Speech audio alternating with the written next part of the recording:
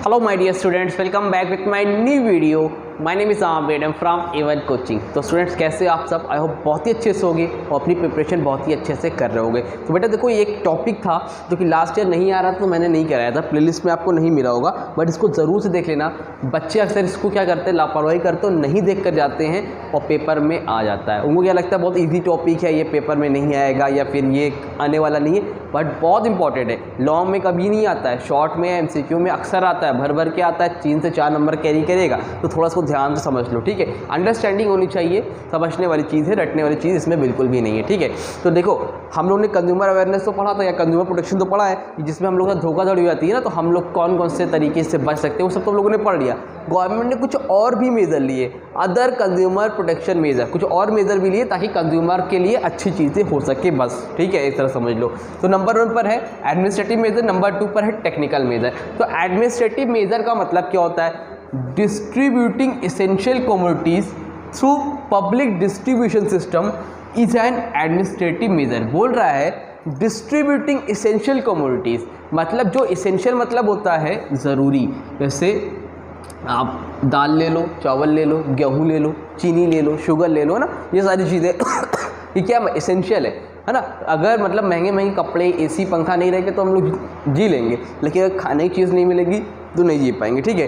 तो वही बोल रहा है डिस्ट्रीब्यूटिंग एसेंशियल कमोडिटी, जो कि ज़रूरत की चीज़ें हैं, through public distribution system is an administrative measure. मतलब जब उसको हम लोग क्या करते हैं, डिस्ट्रीब्यूट करते हैं थ्रू पब्लिक डिस्ट्रीब्यूशन सिस्टम, किस हिसाब से, पब्लिक डिस्ट्रीब्यूशन सिस्टम के अकॉर्डिंग डिस्ट्रीब्यूट करते हैं, उसको हम लोग बोलते हैं administrative measure. Public distribution system क्या होता है बताता हूँ, ठीक है। इसको हम लोग बोलते हैं PDS। क्या बोलते हैं, PDS, शॉर्ट में फुल फॉर्म भी आ जाता है, अभी बताता हूँ क्या होता है। नॉर्मली एडमिनिस्ट्रेटिव मेजर पूछे कोई तो डिस्ट्रीब्यूशन एसेंशियल कमोडिटीज, यानी कि डिस्ट्रीब्यूट करना जो कि ज़रूरत की चीज़ें हैं, एसेंशियल कमोडिटीज़ हैं, ज़रूरत वाली जो चीज़ें हैं उनको डिस्ट्रीब्यूट करना, कैसे, through public distribution system, public distribution के थ्रू डिस्ट्रीब्यूट करना, उसी को हम लोग बोलते हैं एडमिनिस्ट्रेटिव मेजर। सर ये पब्लिक डिस्ट्रीब्यूशन सिस्टम क्या है ये भी बता दिए बेटा। पहली बात इसको हम लोग शॉर्ट में PDS बोलते हैं, इसका फुल फॉर्म भी पूछ लेता है और कभी कोई पेपर डिफाइंड PDS ऐसे लिख के आ जाता है, तो इसको भी समझ लेना। अब PDS होता है क्या, समझो बात को। पब्लिक डिस्ट्रीब्यूशन सिस्टम का मतलब क्या होता है कि देखो, आपकी जो एसेंशियल चीज़ें, ज़रूरत की चीज़ें, राइस, वीट, है ना, शुगर, आपका दाल, ये छोटी छोटी जो चीज़ें हो गई तो ये सब चीज़ें क्या है, ज़रूरत की चीज़ें। तो मार्केट में ये आपको 30 रुपये kg चावल मान लो, 40, 50, 60 इस तरह पर kg मिलता है भाई, मार्केट में बड़ा महंगा मिलता है।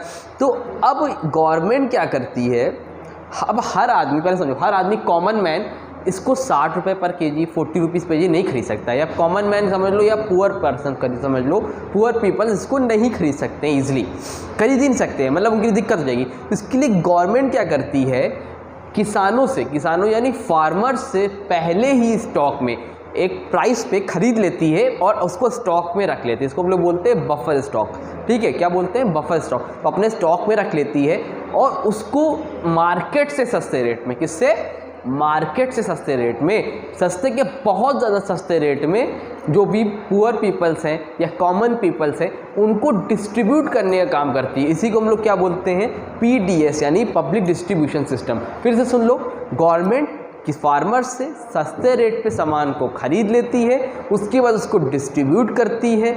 कहाँ डिस्ट्रीब्यूट करती है, पुअर पीपल्स में या कॉमन पीपल्स में, मार्केट से सस्ते प्राइस पर। ये इसी सिस्टम को हम लोग बोलते हैं public distribution system. I hope समझ में आ गया होगा। 1 मिनट रुकना।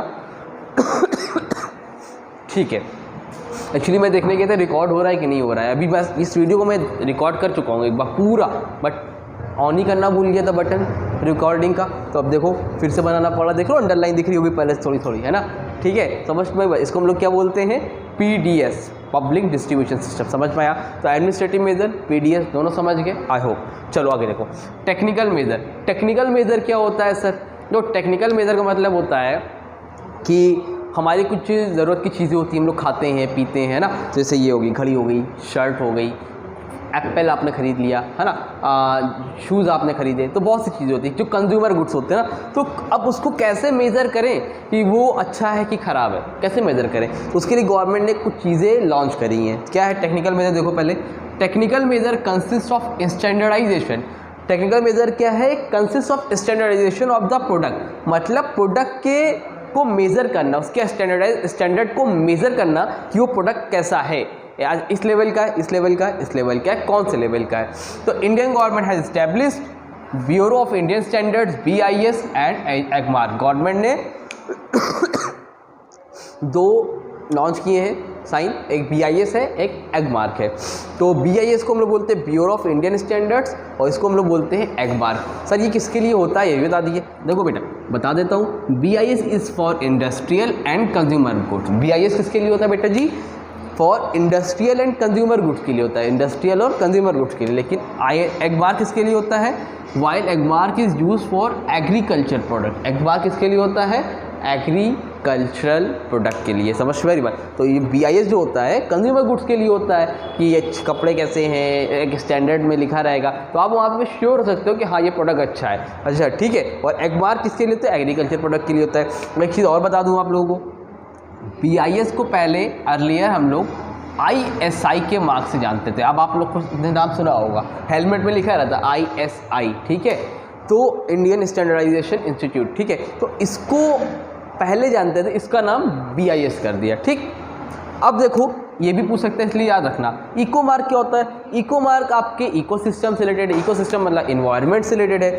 तो eco mark is a certification mark, एक क्या सर्टिफिकेशन मार्क है? इशूड बाय द BIS, जो कि इशू कौन करता है? BIS, to product conforming to a set of standard aim at the least impact on the ecosystem. मतलब ये एक सर्टिफिकेट होता है जो कि BIS का इशू करता है कि हाँ जो भी प्रोडक्ट है उससे लीस्ट इम्पैक्ट हुआ है, इकोसिस्टम को बहुत ज़्यादा इम्पैक्ट नहीं हुआ है, कम से कम। पहले वो चेक करते हैं फिर वो इको मार्क देते हैं, यानी कि इससे इन्वायरमेंट को ज़्यादा इफेक्ट नहीं होगा। It was started in 1991। ये स्टार्ट कब हुआ? 1991 में। ये इंपॉर्टेंट की पॉइंट है, जितने जितने अंडरलाइन किए हैं इसको ध्यान से देख लेना, क्योंकि इसमें से क्वेश्चन बन सकता है आपका MCQ में या शॉर्ट क्वेश्चन में। तो घबराना नहीं, फुल फॉर्म वगैरह सब देख के जाना। ये टॉपिक इंपॉर्टेंट है इसलिए मैंने पढ़ा दिया। अब आप लोग अच्छे से पढ़ो। थोड़ी देर में आप लोग की MCQ की वीडियोस भी अपलोड करना स्टार्ट कर दूंगा।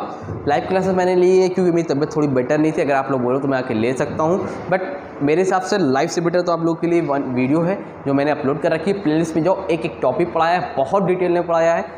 1.5x या 1.75 की स्पीड में लगा देखो, ईजिली समझ में आ जाएगा, ठीक है। तब भी बोलोगे तो लाइव भी आके पढ़ा दूँगा, कोई दिक्कत नहीं। मुझे 50% मैंने ऑलरेडी पढ़ा दिया है, ठीक है। चलो थोड़ी देर में MCQ अपलोड करता हूँ, मिलते हैं न्यू वीडियो में, तब तक के लिए थैंक यू सो मच।